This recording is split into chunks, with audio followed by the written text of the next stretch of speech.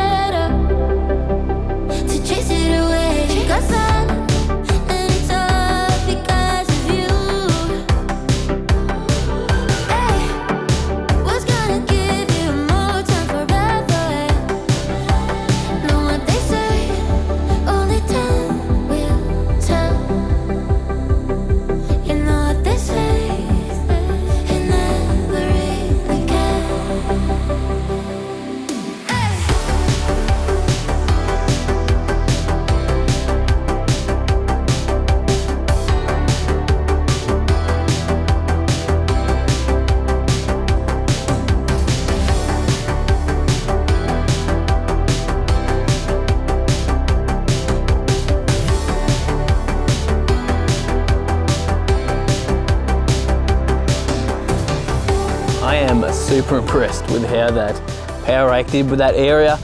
Pulled out a few rocks in this area, but honestly, basically nothing. Honestly, really nothing at all. I reckon you could count on two hands how many rocks we pulled out. Ridiculous. So I'll show you how it looks closer up. So as you can see here closer up, it's really turned it over nicely. We've got some really nice soft soil here. Now obviously there's a lot of grass in here still, and some stuff is still like stuck into the ground. So what I'm planning on doing is probably doing this once a week for a while, just constantly turning it over, making sure everything is pulled out, especially the Kikuyu. And probably every 2 to 3 weeks, I'll come over and spray it with some glyphosate as well to really make sure we knock as much stuff out of here as we can. And I'll also do some sprays when the Kikuyu starts to wake up in the springtime as well, just before we lay some turf on here. But doing this regularly should really get rid of most of it, because we're going to be ripping the roots out. The more we do it, the more we're going to start pulling out deeper and deeper as well. The first pass over, obviously we had to loosen up all the Kikuyu and the weeds and everything that were in there, so it was a little bit harder to go over the first time. But I went over a second time on this area just to, you know, tidy it up a little bit, and it was so much easier and so much quicker the second time around. I'll have to walk around and do some picking out some rocks, just get the skiddy and chuck them into the bucket, because there's a few rocks here and there which came to the surface, but it's pulled them out for me, which is amazing, and just pushed them off to the side. And there really is basically no rocks in here. A couple of little suckers here and there as well, like that, and then another one just here. So a little bit of picking of rocks out here and there, but it's not going to be that bad, honestly. It's going to be good, and it looks just tidy. It's actually leveled out a lot of the humps and bumps as well, because whilst it's actually pushing the dirt around, it's filling in those holes below it as well. So it's really, really good at leveling. Obviously, there's quite a few undulations and slopes in this fairway, which I'm actually excited to have here. I'm not wanting the perfectly flat fairway. I want undulations so I can practice playing off slopes and stuff and hitting chips off down slopes and up slopes and left and rights and everything. But there was a massive mound here before. You guys wouldn't have probably seen it, but it's taken that mound out as well. So it's looking so good. I'm really, really impressed with that. Like, super stoked with the job it's done so far. So this is a spot here I only went over once. You can see how the rest of the area sort of looks more like dirt, and this has got more of a grassy look. So it hasn't completely, it hasn't pulled all of that out yet. So that's just some paddock grass there. So it's not really gonna be a big problem. That's not Kikuyu.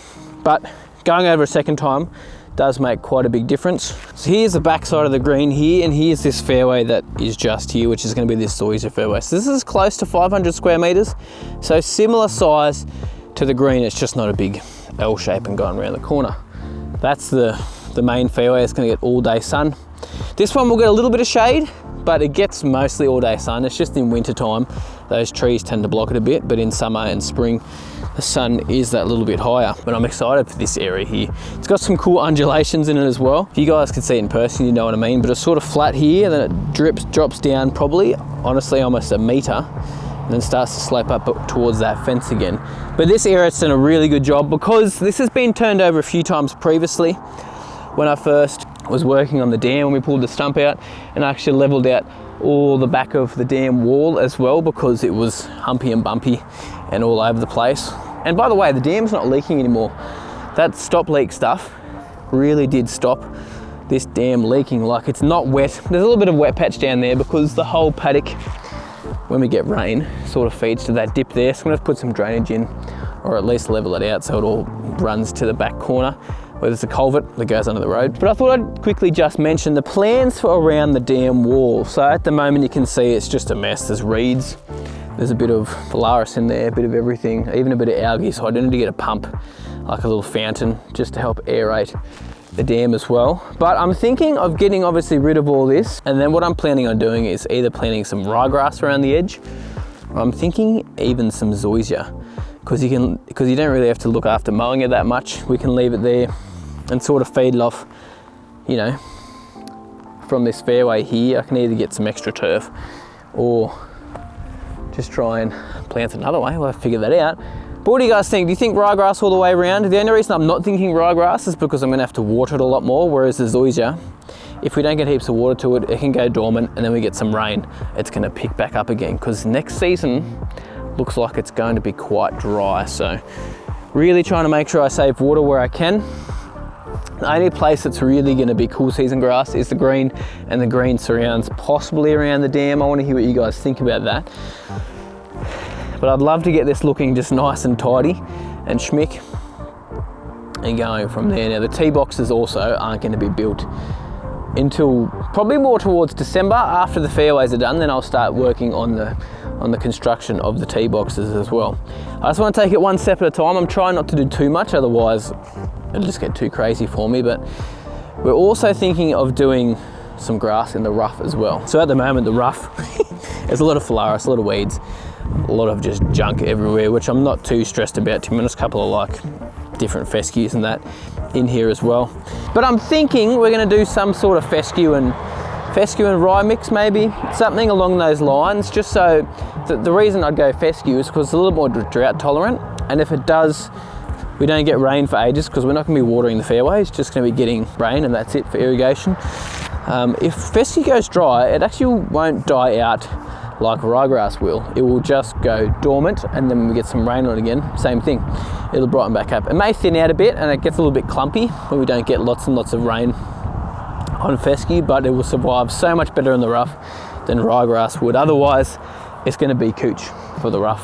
Try and decide, but I probably prefer to go with a fescue, just to give it a real definition between rough, fairways, and all that. Last thing I did want to mention as well is people have been asking me about the ryegrass and the zoysia and the cooch creeping into the green. So I've talked about this previously, but the ryegrass actually has really, really high endophyte levels, which means that it basically fights off other grasses getting into it, believe it or not.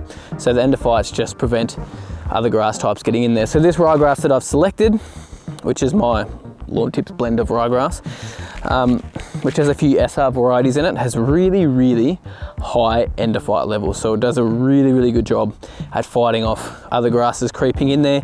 Even in my old house, with the mixes I had there of the SR varieties, the neighbour's Kikuyu basically never crept in, and if it did, it'd be one plant, and it'd be so easy to spot. You just pull it out by the runner and it'd be gone. So that's why I've chosen this ryegrass around the green. The ryegrass obviously won't creep into the bent grass. Some of the bent grass might creep out, which I'm not really worried about. Still, even the ryegrass should prevent the bent grass coming out too far either. Definitely one of the most important steps in getting an area ready for turf is prepping it, or any sort of seed. Like, if you can get prep done super far in advance like I am here, definitely do it if you can. The only problem will be is possible erosion, because there's going to be no grass there to actually hold the soil. So if we got heaps and heaps of rain this winter, it would start to get a little bit messy, but we're not supposed to get too much this year compared to last year. But I mean, who knows, we might, which I'll take it anyway, because I always love a bit of rain. But yeah, it's good to get this prepped out a couple of months early. So we're in June now, so we've still got a few months until October. So we've obviously still got irrigation to go, but I'm probably not going to do irrigation. I've sort of changed my mind. I was sort of hoping to do it at the end of this month, but I'll probably do it in July, which means I'll keep working this area, spraying it, turning it over, getting things prepped for then when October is. So we're going to get as much of this Kikuyu, because Kikuyu is going to be a sucker. If Kikuyu comes up in the cooch, it's just going to be super frustrating. So get on top of it now, and then when the irrigation is in, I'll be able to see exactly where the sprinklers are actually shooting as well, which is something I'm excited to do, because it means that I can adjust my fairway to where the sprinklers are shooting. Because I just want to double check that it's because I've moved the stakes around a little bit just to be a little bit of a different shape. So we may move the fairway down this way towards the green a little bit more, depending on where the sprinklers are, because we want to get that overlap onto the approach there from a sprinkler that's going to be sitting just towards the front of the fairway here. Or we may be able to widen the fairway, we might have to bring it in a little bit. Either way, it doesn't really matter. I'm just going to adjust the fairway to where the sprinklers shoot, so we get the best results that we can with it. But thanks guys so much for watching, really, really appreciate it. Hope you guys enjoyed it. Subscribe to the channel if you haven't already. Like this video as well. And I'll see you guys very soon.